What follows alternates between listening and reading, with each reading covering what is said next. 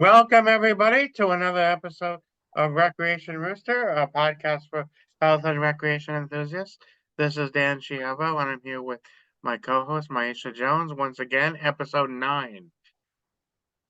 Welcome, everybody. Coming live from Los Angeles. You see the skyline in the back, and of course, you see East Coast being represented by Dan as well. We want to thank you for joining us today. And our skyline behind Dan is New York City. New York City. That's right, New York City. So, thank you guys so much for joining us today. I want you to like, share, and follow. Give us comments and suggestions as we, round out the end of Recreation Therapy Month, which is February 2024. So this is our last episode for Recreation Therapy Month. We're really looking forward to all the fresh, hot, new content for March 2024. So let's just go ahead and get started with episode 9. Go ahead, Dan. Yes, great. So, starting with the quote of the day for episode 9, engaging in recreational activities brings out the childlike wonder in all of us. So, once again, engaging in recreational activities brings out the childlike wonder in all of us. And there's a lot to say about that. The psychology of it is having an inner child, that each of us have an inner child. And we can, even if our childhood is over, we can kind of recreate what the childhood that we wanted in our own minds. So, and live life as though exactly what we wanted to happen in our childhood has happened. We could actually recreate our past. Childhood is all about wonder, exploration, curiosity, and developing that love of learning in life. So, Absolutely. I really do. I do like the fact that you chose this quote for the day and just the role that recreation therapists play when it comes to helping a person to reimagine, redefine, and re-identify their life at different chapters of your life. How you can be just a whole different new person. You can also tap into many of the things that you enjoyed in your childhood as well. I think that recreation therapists have a great skill set for really tapping into those past leisure hobbies and also things that you're interested in the future, and utilizing those particular modalities restoratively in your life, even addressing trauma as well, or issues with communication and motivation as well. So tapping into that childhood wonder makes me think about thinking about your ambitions, thinking about personal goals that you may have in your life, joy and experiences that may have been very cathartic and enjoyable, and I would even say exciting that you may have experienced in your life. And I think that for the spectrum, from being a small child to being a older senior, we can always redefine ourselves. So I love that quote. Thank you for sharing that. yeah, we're constantly creating and recreating ourselves in through recreational therapy. And as we get older, I mean, we naturally know how to play and have fun and laugh and enjoy in childhood. And it's the adult responsibilities and the societal expectations of those responsibilities that we kind of have to fight and have the leisure attitude of being a child in many ways. We have to keep that. And that's what recreational therapists can do to, help us tap into our inner child. So that's really our one of our big domains is keeping that inner child within us, and we learn how to play and have that love of learning in life. So, and of course, as we get older, there is a wisdom to getting older, and Yes, it is. yeah, and of course, naturally, we tend to can kind of outgrow some of the fears, and we could also talk about how we can kind of evolve from those fears. Like, for example, my friend who was a neurolinguistics person taught and hypnosis person taught me about like looking at fears differently. Like when we're a child, everything looks the world looks very big and scary. Spider might look big and scary, 50 feet tall, but as we grow older, we see that we are big and the spider is small. And just by reshaping that in our mind, reinterpreting that in our mind, revisualization in our mind can help us overcome fears that we're very big now. The fears that developed in childhood are small. We were small then, but now we're big, and the fear is very small. So. Absolutely.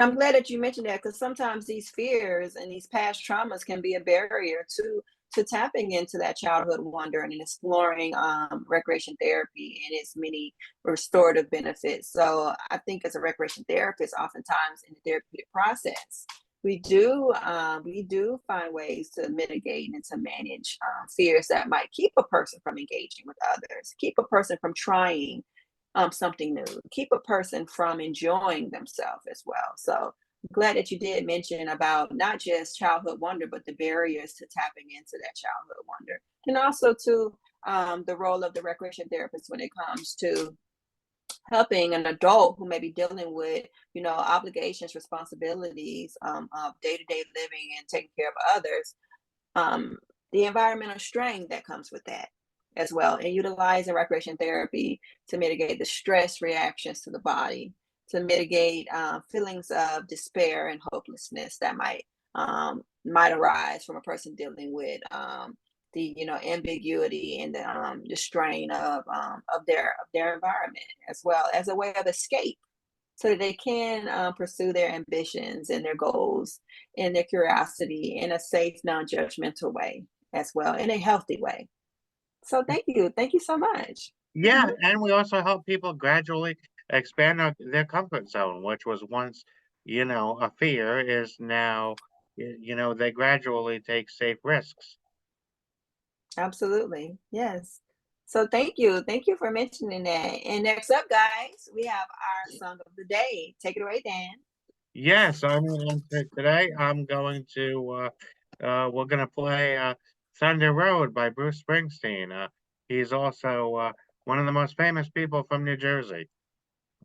Absolutely. And here it goes.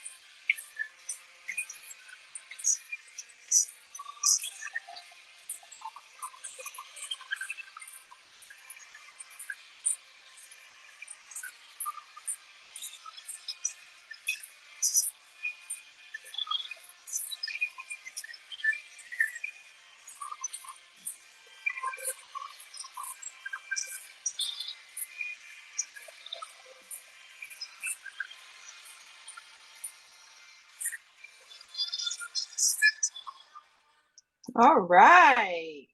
That was wonderful. A little snippet. Yeah. Yeah. Indeed. Yeah, exactly. I mean, that was, yeah, I mean, that song is really kind of like, poetic. It's also, something that, well, I mean, of course, Bruce Springsteen in many ways was like a poet in a way. I mean, and that's, kind of what recreation therapy is in a way in terms of you play with words. Words is a great thing to play with. It helps you learn and grow and develop. So, and of course, the Thunder Road is, kind of about being open and on the road kind of a thing, like almost like the biker motorcycle culture we talked about last week.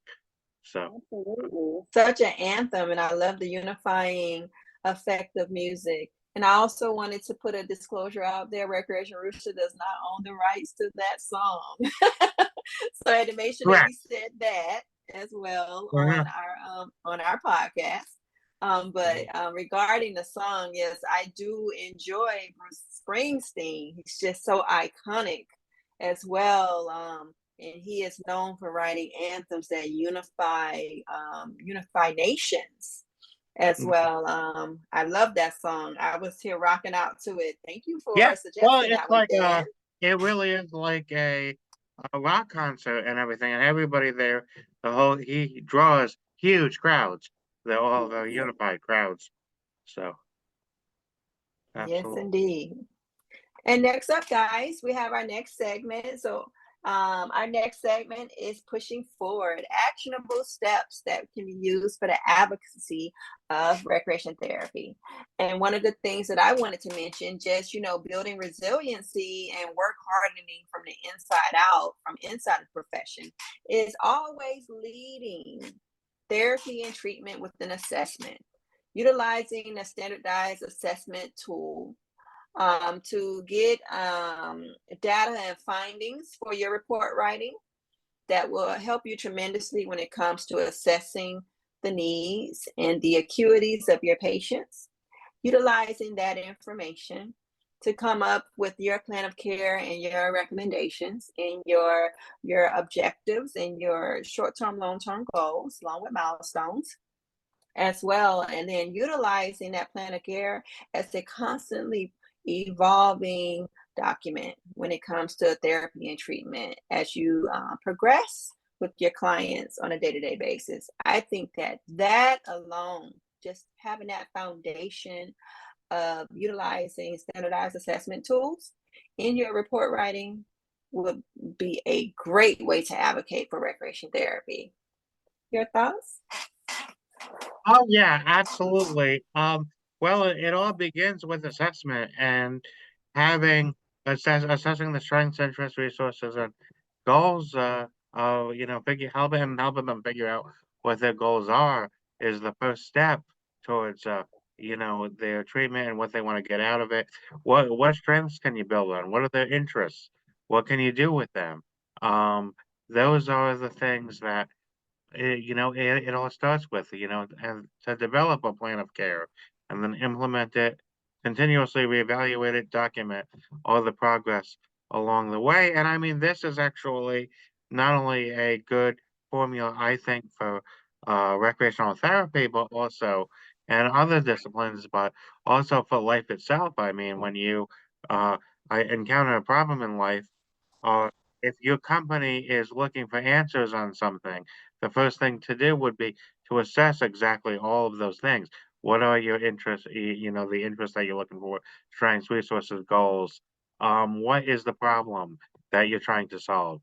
And if you could concretely answer that, then you could set up a plan of care of how to fix it, and then implement that. We continuously reevaluate how that's going, document the progress. That's a a formula that is good for pretty much all areas of life for looking at companies along with your SWOT analysis.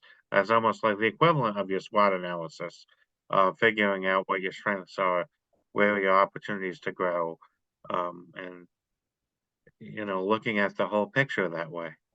So I love the fact that you broke that down from the restorative concept, the restorative and more of the medical model.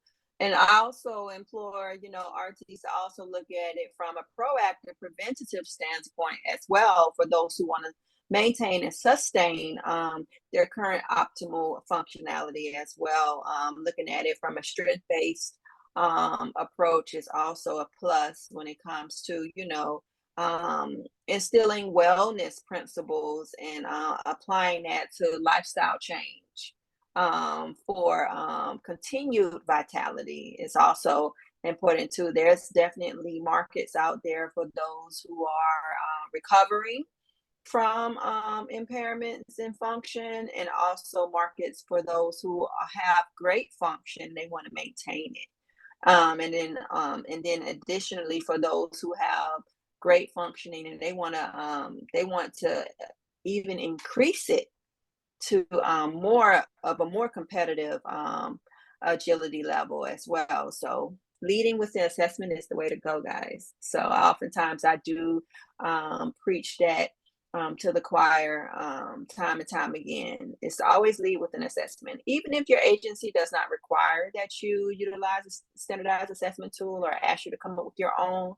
Tap into the resources and utilize these skills, learn how to score them, and then add this additional information, these findings into your report writing. It will greatly improve the amount of respect, consideration, mutual, professional efficacy across different different disciplines that we may work with in the treatment teams, in clinical settings, and also outside of clinical settings and community settings as well.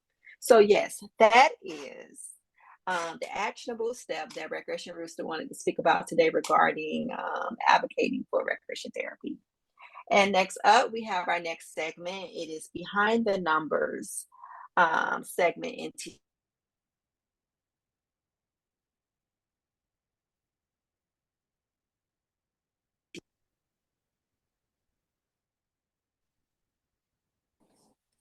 yeah. So with regards to behind the numbers,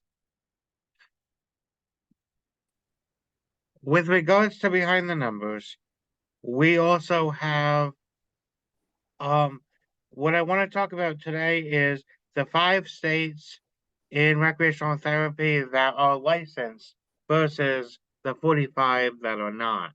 So, because we have 5 states that are licensed and 45 that are not, we have New Hampshire, North Carolina, Oklahoma, Utah, and New Jersey, which is my home state, the one I'm in right now, is the newest one to get licensure. And the bill was passed in 2020, January 2020. It's now 2024. Yeah, so that's a big step, big step. I mean, and that came after several bills were died, I guess, in the Senate or House or one of them, and then the new committees kind of came and went, I think. So, and then of course they did have uh, a number of Democrats co-sponsor, and they did pass it. So um, that's a credit to them that they kind of kept going and they got it. I know that New Jersey is setting up a licensure board right now, or they're in the process of it, was my last understanding, and eventually all of the CTRSs are getting underway. They're going to get a situation where they're going to have to be licensed, and I know that they're going to make it where they can't have somebody with different credentials and as a recreational therapist and have the recreational therapy duties. It's going to have to be licensed by the state of New Jersey. So they're setting up a licensing board now, and they're going to honor the CTRS exam. So there's not going to be a separate exam.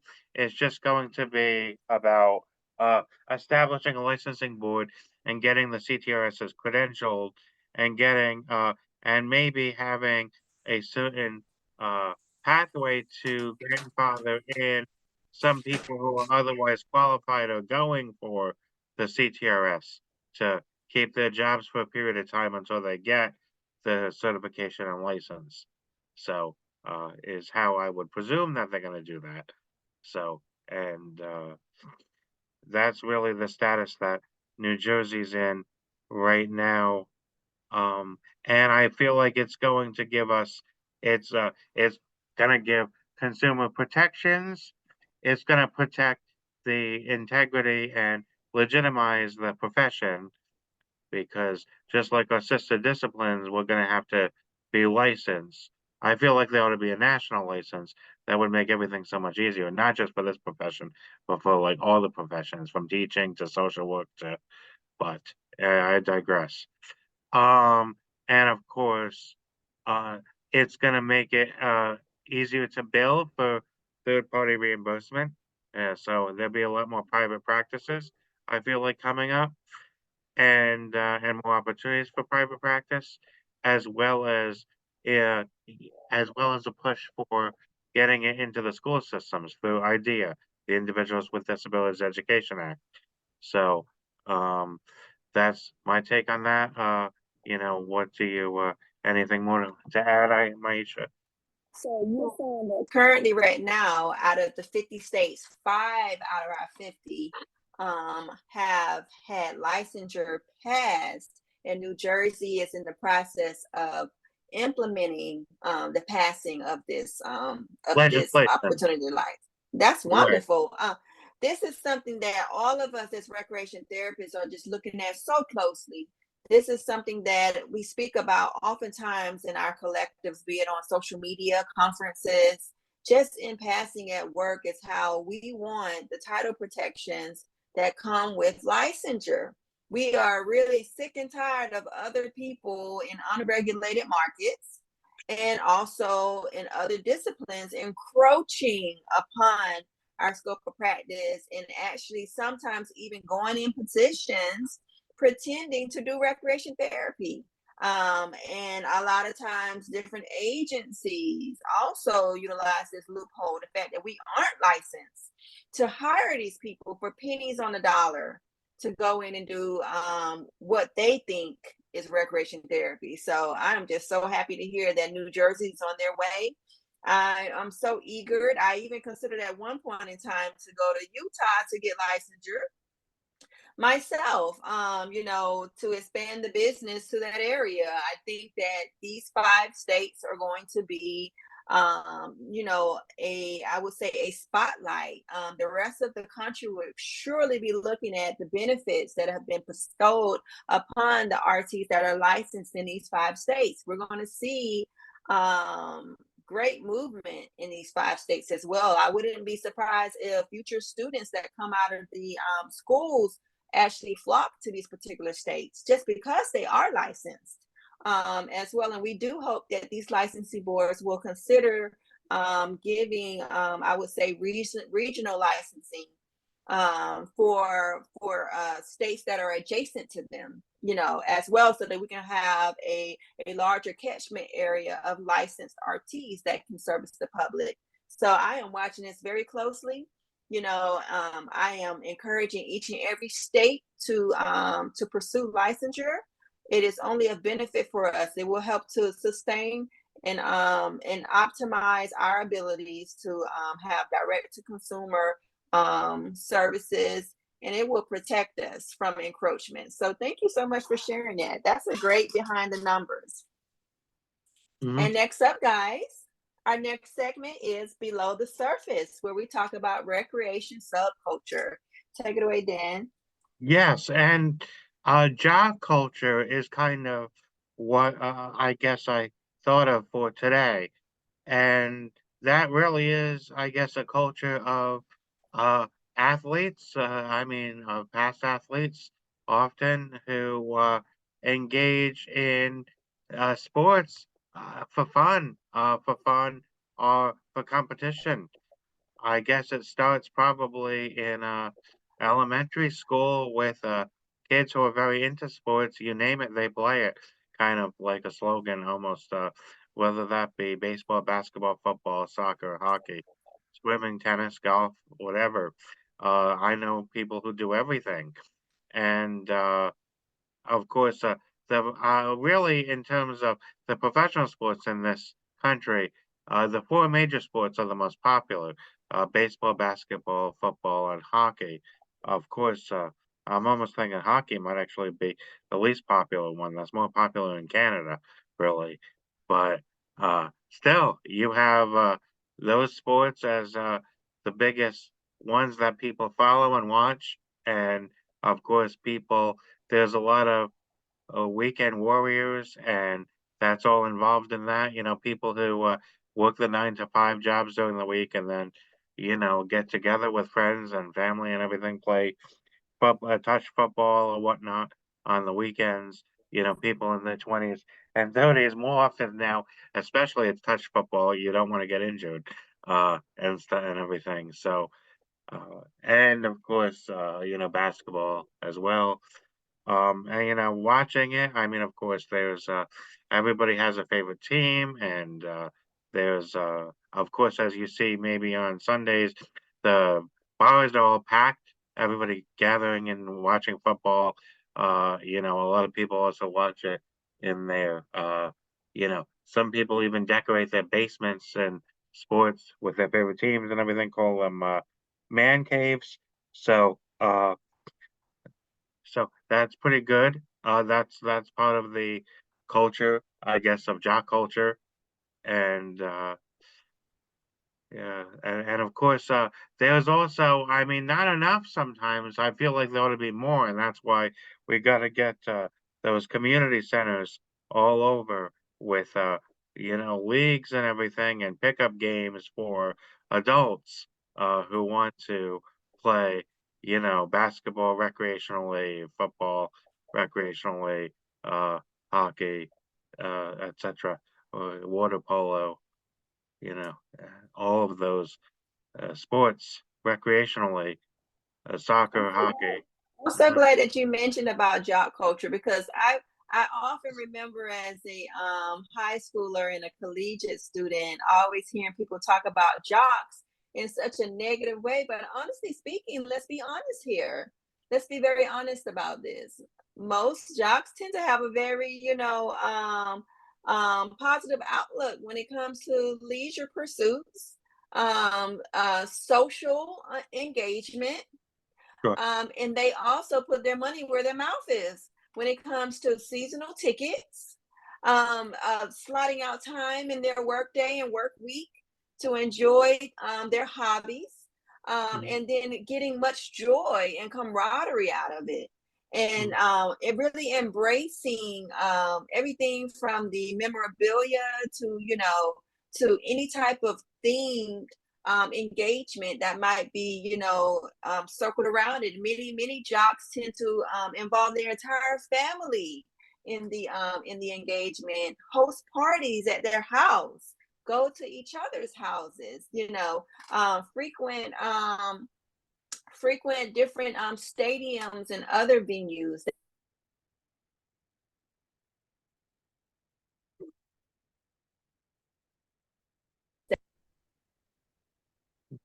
yeah,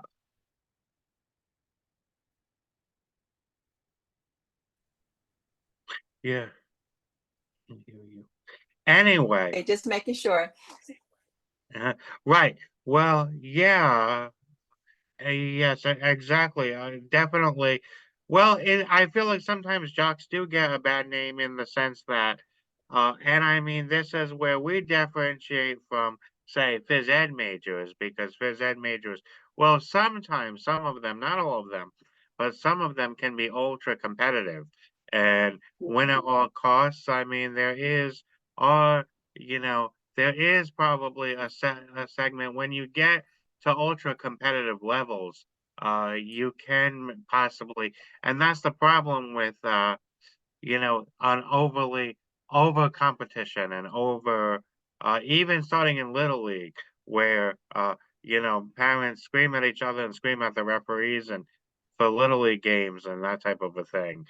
That yeah, we really in recreational therapy really focus on the benefits of these sports and that type of a thing. Whereas, say, some of the other professions, phys ed and others, sometimes some people focus on, sometimes I would argue, too focused on the competitive aspect of it and win at all costs. I mean, even in professional football, back in like 2012, there was a situation called Bounty Gate where they were one of the teams was penalized because they were uh, paying players to hurt other players.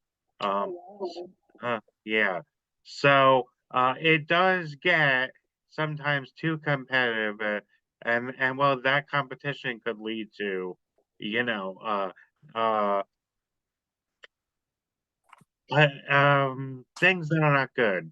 Let's just put it that way. That's how to Yeah. phrase it, I guess. That's so true. I mean, I'm glad that you did mention the need for sportsmanship and the fact that recreation therapy oftentimes do emphasize pro-social skills.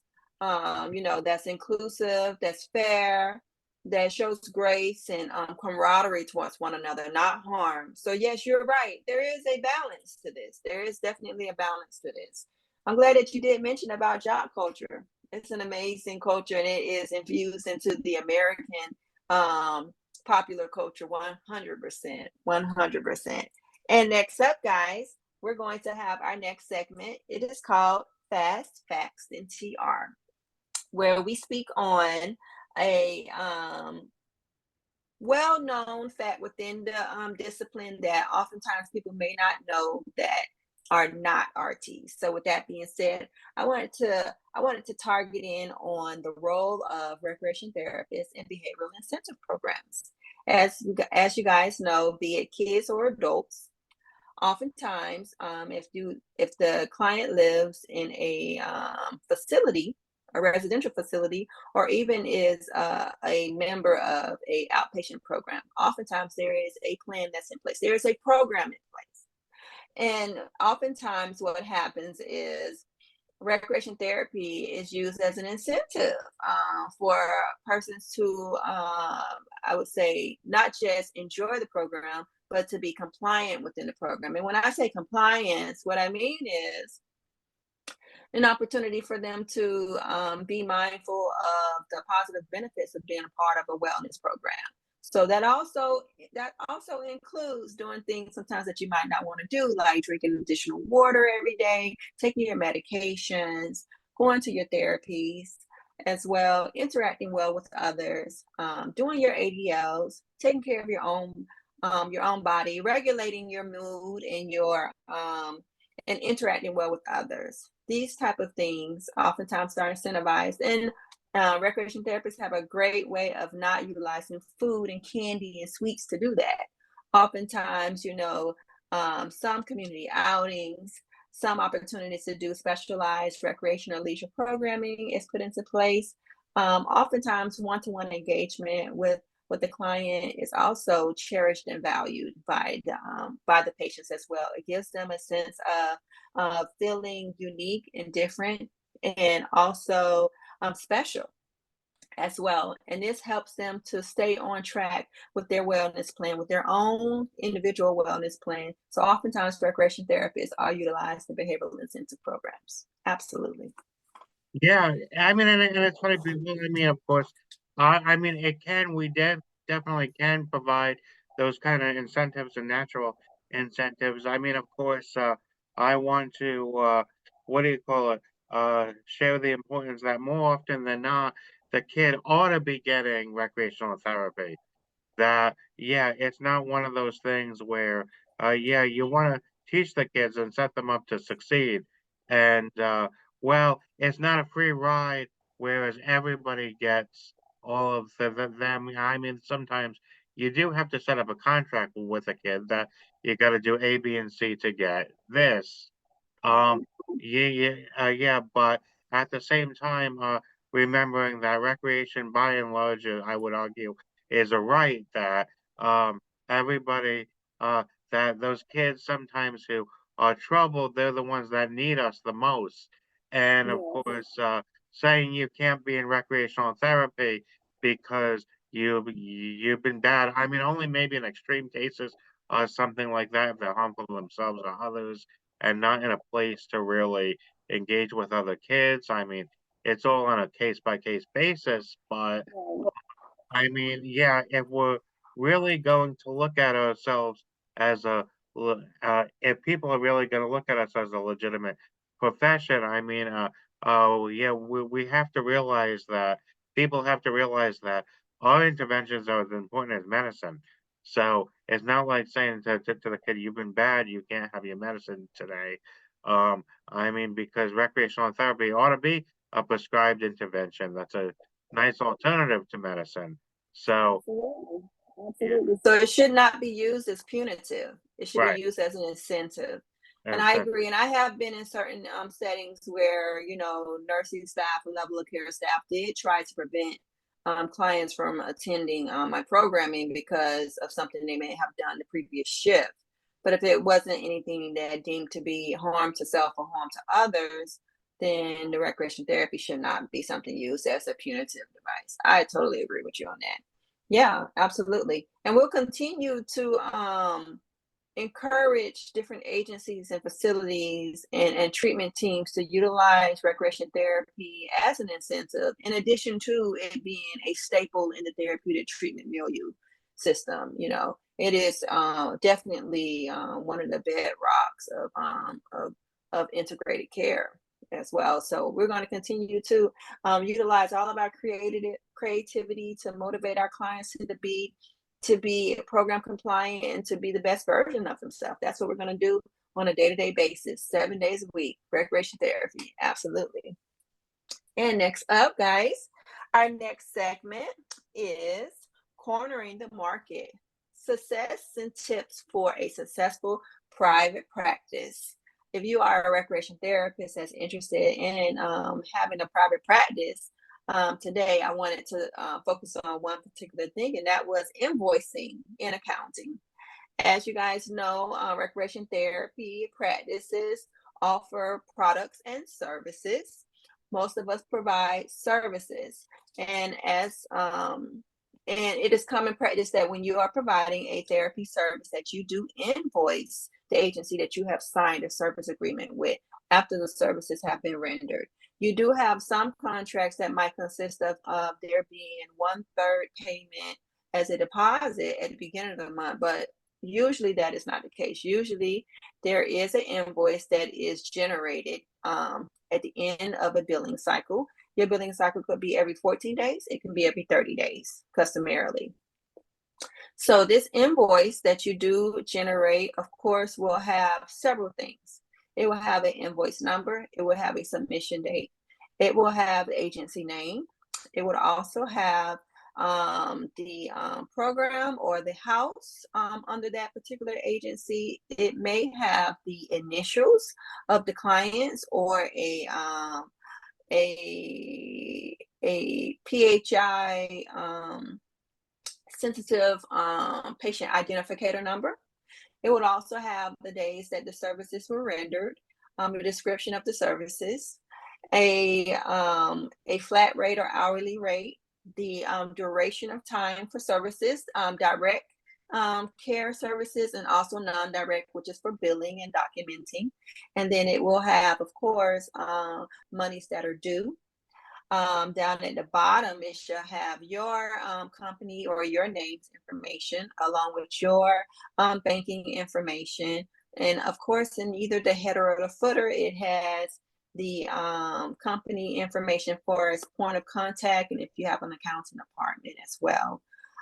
It will also be, of course, signed and time stamped as well. And then another thing that your invoice should always have is a estimated date of receipt of payment as well. I always say that's super important, because you don't want to send an invoice out to a company and not tell them when you expect to be paid. So customarily, it's about It can be 7, or it could be about 5 business days, meaning 7 calendar days. It can even be 14. Oftentimes, what I do at New Horizons Concierge Firm is that I allot a whole billing cycle before I reach out to the agency to ask where payment is. It gives their accounting department opportunity to have to do their procurement and vetting to ensure that yes, my contractor did come out to that home, did provide those services to those particular clients, did sign the consultant log, did go into the patient record and document the services that was provided as well. So with that being said, accountability is super important. I do suggest that if you do any invoicing that you have a second set of eyes to take a look at it for accuracy. You don't want your invoices to be disputed. You want to continue to exercise in a very ethical, transparent, and of course hospitable way with your clients to maintain with your contracted agencies to maintain long-standing relationships. I've been very fortunate to have long-standing relationships of over 10, 12 years with certain contracted agencies because we continue to make sure that our invoices are accurate and that they are prompt in submission, and that we continue to operate with the utmost grace, consideration with our contracted agencies, and also we love our clients. Yes. Absolutely. Yeah. So next up, guys, we do have nuts and bolts of recreation therapy. And in this segment here, we talk about equipment supplies that oftentimes RTs utilize in the facilitation of our programming. So with that being said, I wanted to talk about one that I use almost every day, and that is a utility belt or a key holder. Oftentimes, RTs, we need our hands to be free, but oftentimes we do have lots of supplies and equipment that we have to access in different rooms as well. So with that being said, when I worked in the prisons, I was fortunate enough to be gifted a utility belt, and I still use it till this day as well. And I also use my key holder. So I may have 15 keys that I have to access in throughout the day. So what it does is it also helps me to keep my pants up, but also to make sure that my belt loops don't get destroyed by carrying such heavy things. And then of course I do carry 2 phones as well at the VA. To be available and have access to these things and be able to have my hands free to do all the other things that recreation therapists do throughout the day is essential. Yeah. That's good. Yeah. So that does sound like it would work. That definitely does sound like it would work. Absolutely, guys. So I would implore you to I'm not going to endorse any particular brand, but make sure to get yourself a sturdy, utility belt or key holder to house all of those things. You don't want to lose them. It's a lot of paperwork when you lose keys. You want to be able to have access to these things so that you can move fluidly throughout your day. I find that these things are essential, and when it comes to programming. And next up, guys, our next segment is the therapist friend, where we want to talk about beverages used in programming. Okay. So, as you guys know, we do want to embrace and also encourage healthy lifestyles. And if you take a good look at the American diet when it comes to beverages, a lot of people consume a lot of calories just drinking the beverage before the food even comes out to the table. So what we try to do, especially in our special events and social programming and recreation therapy, is to encourage certain natural sugar, low caloric options for our clients. At this time, Recreation Rooster does not endorse any particular brand, but we did want to mention just a few. I do know that in programming for me, we oftentimes did use Crystal Light. There was a few others that Dan mentioned. Go ahead, Dan. Yes. Crystal Light is, yeah, that might be one possible one. Olipop is also another one. I mean, there's other similar brands potentially, but it's low calorie, low sugar, fairly low carbohydrates, and it tastes very good. It's got natural sugars, so no artificial sugar. So it's got like monk fruit and stevia maybe. I don't even know if it has stevia, but yeah, it's got natural sugars. You could get them at a lot of Whole Food stores and a lot of you can even get them at ShopRite and stuff I've seen, especially in the healthy food section. So, um, you know, those are the types of things that I look for sometimes when doing beverages. Of course, what do you call it? Flavored seltzers sometimes work with flavored seltzers works so sometimes especially you could put a little natural sweetener like a natural stevia in them, and they have different flavors of stevia like vanilla and key lime and all kinds of different flavors that you could hazelnut, so vanilla, hazelnut, whatever. So there's a whole bunch of yeah, if you look for them, you could find some different beverages that could be utilized and is a great um a great avenue for healthy living for everybody. Absolutely. I'm really glad that you did mention that and how we can use some of those as substitutes for signature drinks that we may have for seasonal and themed activities as well. And then also just taking into consideration, special precautions that the client might need, drink thickener added to their drinks and might need support when it comes to drinking their beverages as well. So these are the type of things that oftentimes recreation therapists take into strong consideration when we're planning social engagements that might have beverages or food added to them as well. So always keep that in mind, guys. The special diets, any type of aspiration precautions, and of course choosing the most healthy but also delicious tasting options for our clients is always a win. And next up, guys, we shall have our last segment, which is our Recreation Rooster stamp of approval. Take it away, Mhm. Dan. Yes, and I am going to endorse Vincent Bonavides from who's now Montrose VA, the chief of recreational therapy at the Montrose VA Woo! in Montrose, New York, Westchester County. I know that he also may still and he has been doing he's been an adjunct professor at St. Thomas Aquinas College as well. So those are his areas. I mean, I know he was in long-term care for a long time, and he was one of the people that really pushed for licensure in the state of New York. I think he still might be doing that. So he's been involved for a long time in a lot of things. So definitely he's been definitely a real leader in the field. So definitely Absolutely. endorse. Definitely a game changer and a trailblazer.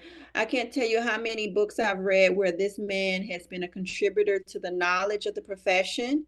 Also, I know that he's been doing years of consulting as well. He is he is dynamic, he is amazing. And then the thing that's so great about him is he's reachable. You can reach out to him and he responds, despite his very busy schedule and all the many, many different hats that he wears as a recreation therapist. So, with that being said, we really do appreciate you, Mr. Vincent, and you are our Recreation Rooster stamp of approval recipient for episode 9. And with that being said, guys, thank you so much for joining us today. Please like, share, and follow. We do appreciate your comments and your interactions on any of our social media platforms. You can find us on YouTube, Facebook, Instagram, and TikTok. You can also reach out to us direct at recreationrooster.org, which is our website. You can reach out to me at myisha at recreationrooster.org. You can also reach out to New Horizons Concierge Firm, which is my staffing and private practice out of Los Angeles, at info at newhorizons-concierge.com. Yeah, and of course, I could be reached at 845-987-0104. That's 845-987-0104. Daniel at recreationrooster.org, www.recreationrooster.org. Thank you very much. We look forward to seeing you next time. Yes, thank you so much. And we'll be seeing you at Danny Petrie's winter conference, which is being rescheduled 2 weeks from now. So we will be there to learn and share with you together. We're so excited. And thank you, Dan, for giving Recreation Rooster podcast an opportunity to share and learn with all the recreation therapists. And also, happy Recreation Therapy Month 2024. Let's make it great. And let's gear up for July, which is TR week, second July in second week in July for 2024. Let's gear up and make it great. Bye-bye. All right.